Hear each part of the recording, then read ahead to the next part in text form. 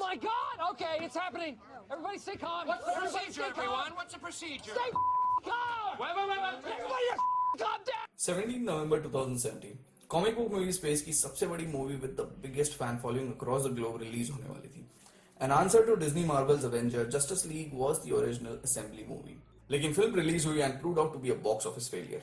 इसके बाद शुरू हुआ नेमिंग, शेमिंग एंड ब्लेमिंग का गंदा game at Warner Brothers and the enigmatic release the Snyder cut movement. Hi दोस्तों, मैं हूं विशाल, आप एक एप्स एंड रील्स पर. और अगर आप इंटरनेट पे हैं तो कहीं ना कहीं से आपको पता चला ही होगा दैट वार्नर ब्रदर्स अपनी स्ट्रीमिंग सर्विस HBO मैक्स ला रहा है और उसी के साथ आ रहा है the elusive Snyder cut of justice league. आपके दिल में भी यही सवाल आया होगा कि यार ये क्या भला है and why should I be bothered. तो स्टोरी को करते हैं थोड़ा रिवाइंड और समझते हैं क्या है द स्नाइडर कट. इस कहानी की शुरुआत होती है 2008 में, जब मार्वल बस मार्वल था और बैटमैन क्रिस्टोफर नॉलन के हाथ में था. उस साल दो मूवीज रिलीज हुई थी. मार्वल ने रिलीज की थी iron man, which was considered a very good introductory movie for a lesser known super hero. अब यार आयरन मैन को लेसर बोला तो कमेंट सेक्शन में आके गाली मत देना, पहले वीडियो एंड तक देखो. और दूसरी तरफ डीसी ने रिलीज की थी the dark night by the legendary director Christopher Nolan. Dark night इतनी ज्यादा सक्सेसफुल थी कि उसने लोगों का कॉमिक बुक मूवीज देखने का नजरिया ही बदल दिया. ऑस्कर्स, जो इससे पहले कॉमिक बुक मूवीज को सिर्फ एक फैंटेसी मानता था, even they started respecting comic book films. 2008 में अगर किसी ने बोला होता कि एक दिन Marvel will be a more popular brand then DC, लोग उसे हंसी में उड़ा देते. लेकिन जब वार्नर ब्रदर्स ने क्रिस्टोफर नॉलन को डीसी ब्रांड्स को आगे ले जाने बोला, mister Nolan was less interested in that. Nolan ने बैटमैन फ्रेंचाइजी को रिवाइव करने का चैलेंज इसलिए लिया था ताकि वार्नर ब्रदर्स उन्हें इंसेप्शन बनाने के लिए अप्रोप्रिएट बजट दे. अब with Nolan sir wanting to walk out, Warner Brothers को तलाश थी किसी ऐसे इंसान की जो उतना ही पैशनेट हो उस यूनिवर्स को बनाने के लिए जितने की मिस्टर नॉलन थे. और इसी के साथ एंट्री हुई डायरेक्टर जैक स्नाइडर की. अब फैन बॉयज आके कमेंट सेक्शन में गाली दे कि जैक स्नाइडर की वजह से डीसी आज इतना पीछे रह गया है, जैक स्नाइडर को डीसी कैरेक्टर समझ नहीं आते.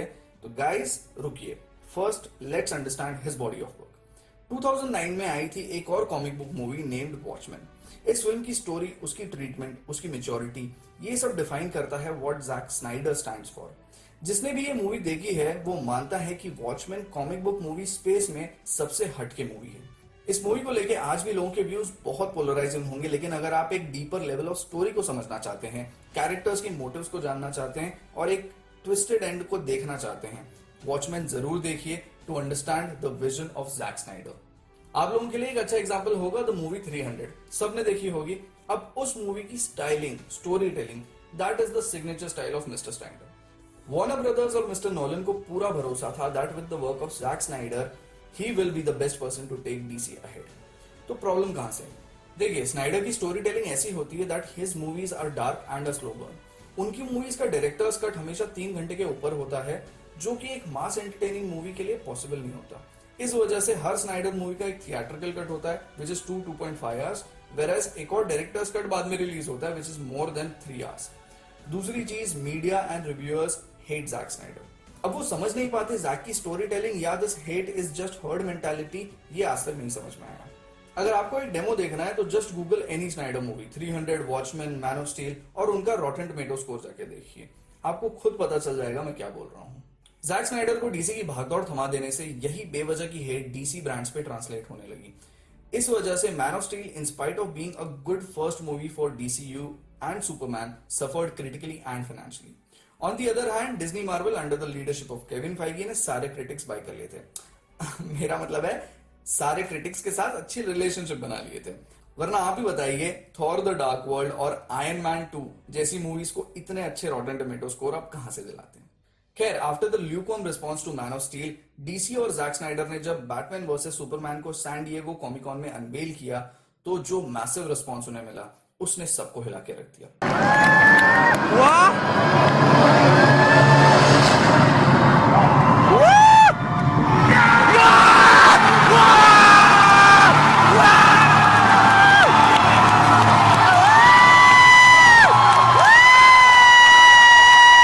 इस पूरे वीडियो का लिंक मैं डिस्क्रिप्शन में दे दूंगा.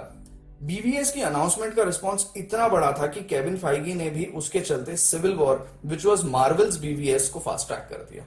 BVS जब इतनी हाइप के बाद रिलीज हुई तो ऑल्दो फर्स्ट वीकेंड कलेक्शन बहुत अच्छा था, it failed to click as much as Warner Brothers wanted it to. इसके दो सबसे बड़े कारण थे. ए, Media truly hates Snyder's style of storytelling, which is evident from its low RT score. देखिए, BVS is in no ways a perfect film like The Dark Knight or Watchmen, but a 28% RT score is purely out of hate. When movies like Black Panther can get a RT score of 97%, yes, you heard it right, Disney's Marvel Black Panther has a better RT score than Dark Knight. दूसरा था movie की length. अब जैसा हमने पहले ही बताया, Jack Snyder का directors cut हमेशा अच्छा होता है और बड़ा होता है. बीवीएस का अल्टीमेट एडिशन 3 घंटे का था, जिसमें सारे प्लॉट पॉइंट्स अच्छे से कवर होते हैं, which was better than it's theatrical cut. और इसी के साथ शुरू हुआ वार्नर ब्रदर्स की स्नाइडर प्रॉब्लम्स. जैक स्नाइडर को अपना विजन बनाने के लिए 3 से 3.5 घंटे की मूवी बनानी थी, और वार्नर ब्रदर्स के एग्जीक्यूटिव उन्हें रिप्लेस करके इस मूवी को छोटा बना के वाहवाही बटोरना चाहते थे. और ये मौका उन्हें तब मिला जब पर्सनल ट्रेजेडी के चलते जैक स्नाइडर को ये प्रोजेक्ट मिडवे छोड़ना पड़ा.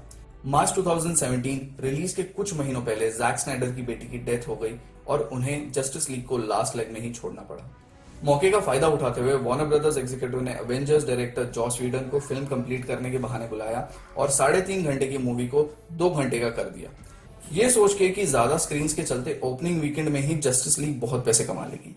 लेकिन ऐसा नहीं हुआ और जस्टिस लीग एक बहुत बड़ा क्रिटिकल और कमर्शियल फेलियर बन के रह गई.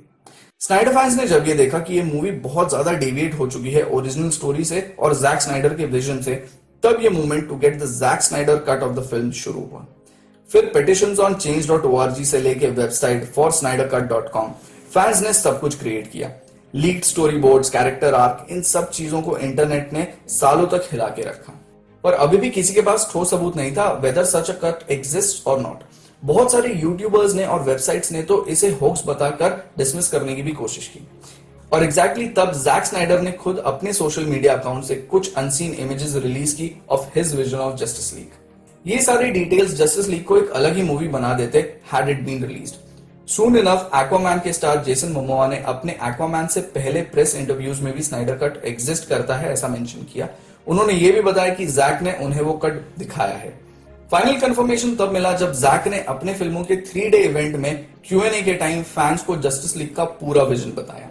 स्नाइडर ने बताया कि उन्हें जस्टिस लीग को एक ट्रिलॉजी की तरह बताना था, जहां फर्स्ट मूवी के एंड में स्टोरी का मेन विलन डार्कसाइड देखा जाता है उसकी दुनिया के साथ. पार्ट 2 में जस्टिस लीग डार्कसाइड को डिफीट करने उसके प्लैनेट अपोकलिप्स जाते और इन टर्न डार्कसाइड वापस आके हमारी ही दुनिया को स्लेव बना देता, killing most of our super heroes. और फाइनली थर्ड पार्ट में हमारे हीरोज टाइम ट्रैवल करके कम बैक करते टू फाइनली डिफीट डार्कसाइड. यार ये स्टोरी तो सुनी सुनाई देखी दिखाई सी लग रही है. Infinity war, end game, Kevin Feige फिर खेल गया यार. अब इस खुलासे के बाद होना क्या था, जस्टिस लीग से रिलेटेड सारे आर्टिस्ट स्नाइडर कट के सपोर्ट में आ गए. रिलीज के 3 साल बाद भी इतनी हाइप, वार्नर ब्रदर्स को लगा कि फैंस की बात फाइनली मान लेनी चाहिए, क्योंकि आखिरकार वही इन सब चीजों को चलाते हैं. और उन्हें HBO Max पे रिलीज करना है, जिसके लिए उन्हें कुछ ऐसा धमाकेदार कंटेंट चाहिए जो इंटरनेट को हिला के रख दे. समझ आ रही है बात? तो वार्नर ब्रदर्स फाइनली मान गए. स्नाइडर को $20 मिलियन देके रीशूट्स करके the Snyder cut of justice league को रिलीज करवाने के लिए ऑन 20 मई 2020. तो Snyder cut of justice league 3.5 से 4 घंटे का होगा और HBO Max पे 2021 में आएगा. सोर्सेज की माने तो it will be release as a 30-35 minutes episode और 6 एपिसोड्स की एक मिनी सीरीज की तरह इसको लॉन्च किया जाएगा. अब बात यह है कि अगर Snyder cut upon release famous हो भी जाता है, वी डोंट नो कि आगे की जस्टिस लीग मूवीज किस टाइमलाइन को फॉलो करेगी, क्योंकि कोर्स करेक्शन के चलते प्रेजेंट स्लेट ऑफ फिल्म्स पुराने टेम्पलेट से बहुत दूर आ गई है. पर हाल फिलहाल it is time to celebrate the fact that 3 साल बाद एक मूवमेंट के चलते एक डायरेक्टर को उसका विजन कंप्लीट करने मिल रहा है. This alone is a big win for Zack Snyder and DC fans. So that was the video guys. We hope you enjoyed it. Video अच्छा लगा तो उसे लाइक कर दो. मार्वल फैन हो तो डिसलाइक कर सकते हो वैसे. अगर हमारा एक्सप्लेनेशन अच्छा लगा हो तो वीडियो को अपने फैमिली और फ्रेंड्स के साथ शेयर करना, और अगर डिसएग्रीमेंट है तो आओ कभी कमेंट सेक्शन पे. घर पे रहिए, सलामत रहिए. Thank you so much for watching.